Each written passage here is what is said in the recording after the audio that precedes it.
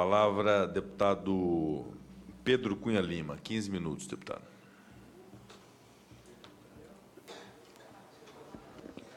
Presidente Rodrigo Pacheco, muito maior do que o cansaço dos que ainda estão nessa comissão, e eu tenho certeza que Vossa Excelência tem a consciência disso, é o cansaço do povo brasileiro, que é obrigado a acompanhar mais um dia como o de hoje. No início da manhã, a gente fez fila aqui. Houve uma fila com mais de 60 deputados se inscrevendo para debater o tema que agora nós analisamos. E que bom seria se nós fizéssemos filas também para debater a educação no nosso país. Que bom seria se a gente conseguisse essa mobilização para debater a segurança pública do nosso país.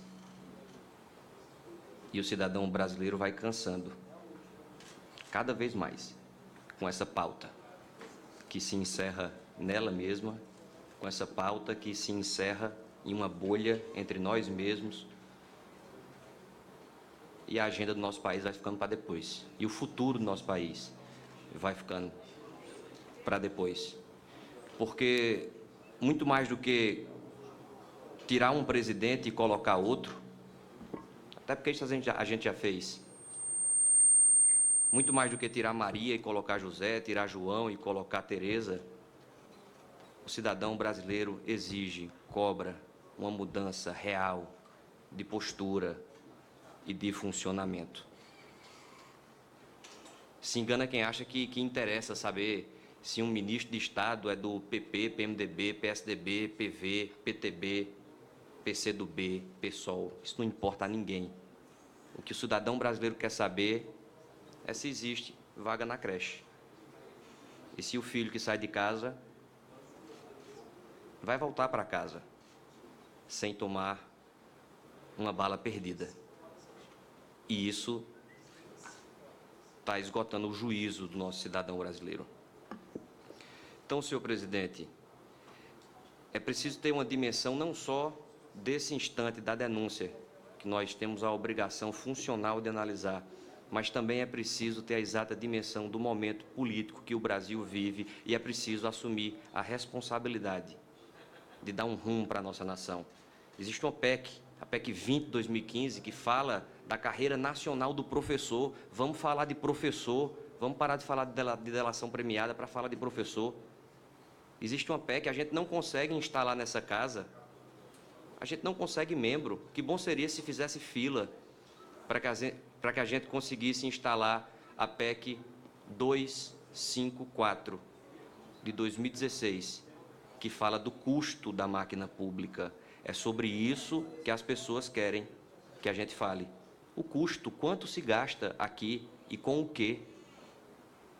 E de que maneira a gente pode reduzir? Quanto se gasta com as assembleias legislativas, com os tribunais de contas, com o Poder Judiciário, com o Ministério Público?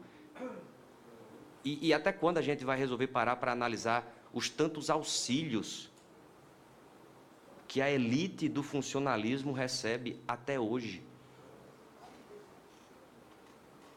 Isso está tirando a paciência de todo mundo. E a gente precisa assumir essa responsabilidade de parar de ficar falando só de nós mesmos, de um jogo de poder.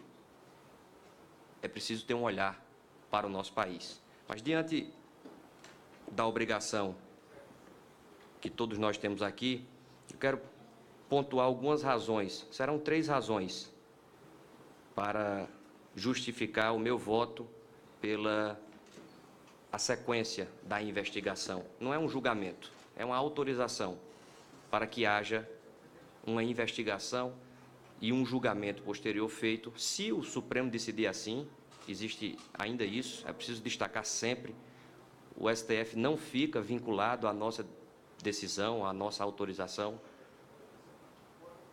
Terá capacidade em seu colegiado de decidir se a denúncia deve prosseguir ou não. Mas eu quero colocar uma primeira razão, que é a gravidade dos fatos. Se não fosse tão grave assim, o presidente da República não teria parado o país para proferir alguns pronunciamentos oficiais para falar de uma alegada perseguição do Procurador-Geral da República, para falar de um delator, para falar que existe uma conspiração para que as nossas instituições sejam fragilizadas. Já não lembro quais foram as expressões. O que eu quero destacar aqui, e em nome da sociedade brasileira, um presidente da República deve fazer um pronunciamento oficial falando da educação do nosso país, da saúde do nosso país, da segurança pública do nosso país.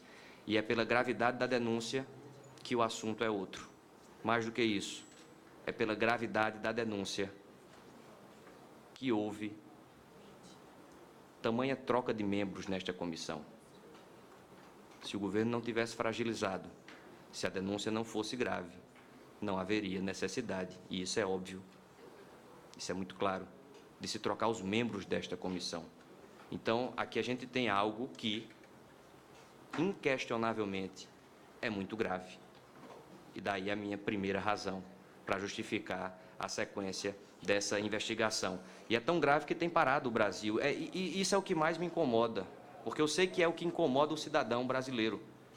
É a perda do rumo do nosso país. Quando um governo, seja ele qual for, eu não quero individualizar, pode ser qualquer um, vamos supor o governo de João, deixa de falar de saúde, segurança, educação, para falar de denúncia, julgamento, delação, tem alguma coisa muito errada com esse governo. É um governo que já não cabe mais em um país, é um governo que já não pode assumir as responsabilidades que a democracia exige. A democracia é exigente e exige cada vez mais, e é bom que assim seja, e é bom que se perceba isso.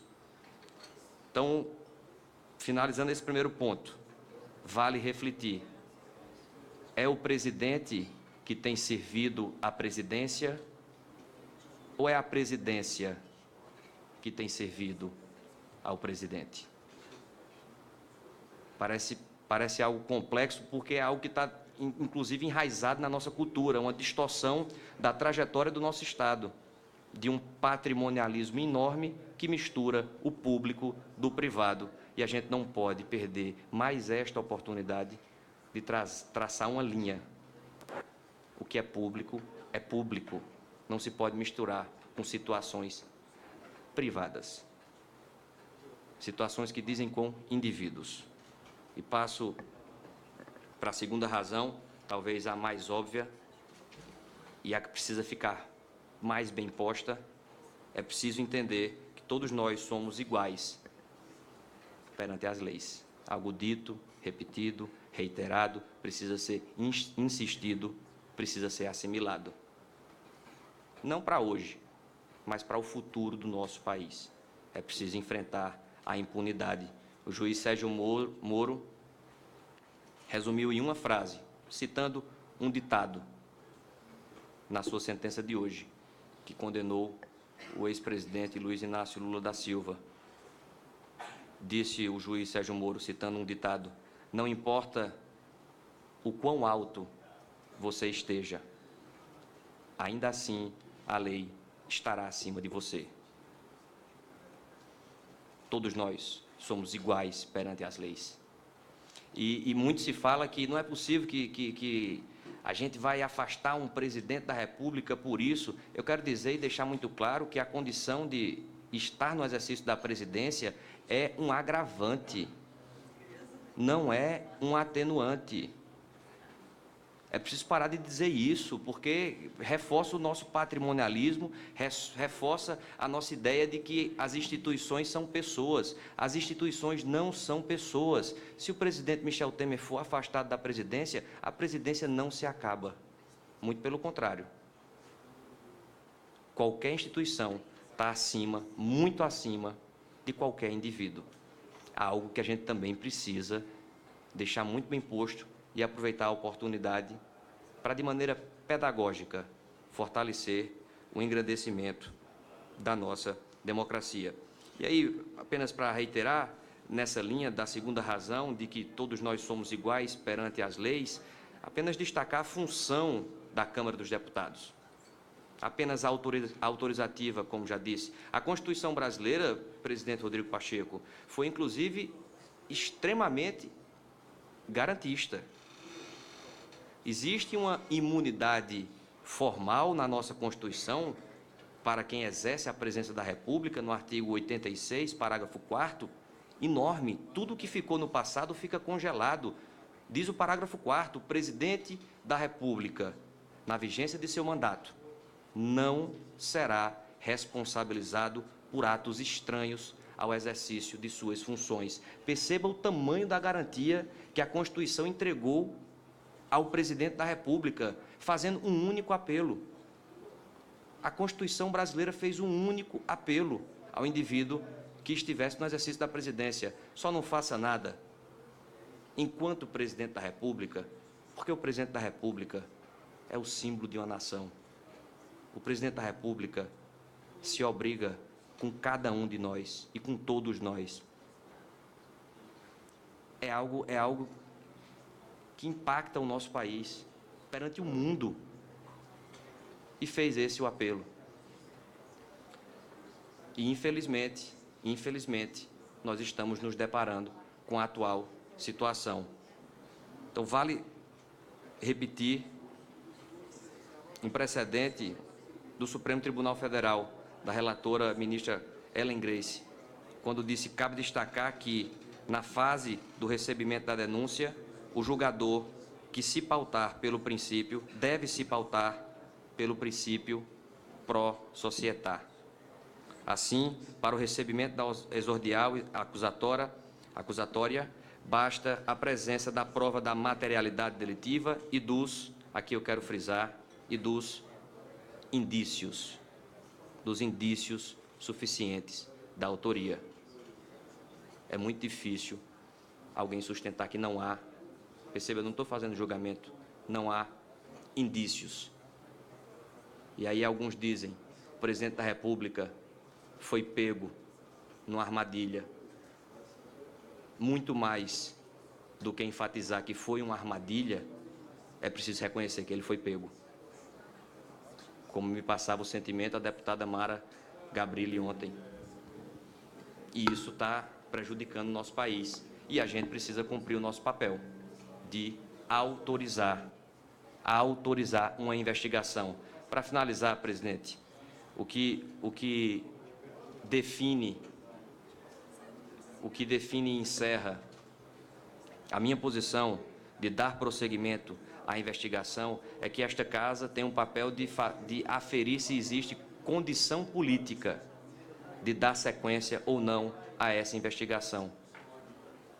Se tem condição, se há ambiente e condição política. A pergunta que eu faço é a inversa. Existe, no momento que nós vivemos, no grau de exigência que o povo brasileiro tem feito, no grau de cansaço, existe condição política de dizer que um presidente da República não pode ser investigado? Existe condição política hoje, quando a nação se dirige à Lava Jato, não é porque quer. O brasileiro que vibra com a Lava Jato não vibra porque quer. Ele queria que a classe política fosse honesta. Infelizmente, estamos nesta situação e o cidadão precisa vibrar com a Lava Jato, com o juiz Sérgio Moro. É até bom que a gente faz uma análise de consciência para assumir as nossas responsabilidades e conseguir dar uma resposta que a nação está cansada de esperar.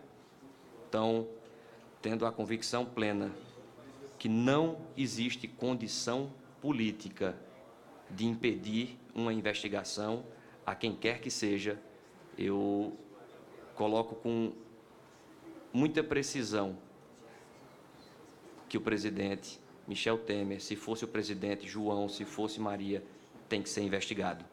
A sociedade brasileira tem o direito de saber se houve crime ou não. A sociedade brasileira tem o direito de acompanhar o devido processo legal de um presidente da República.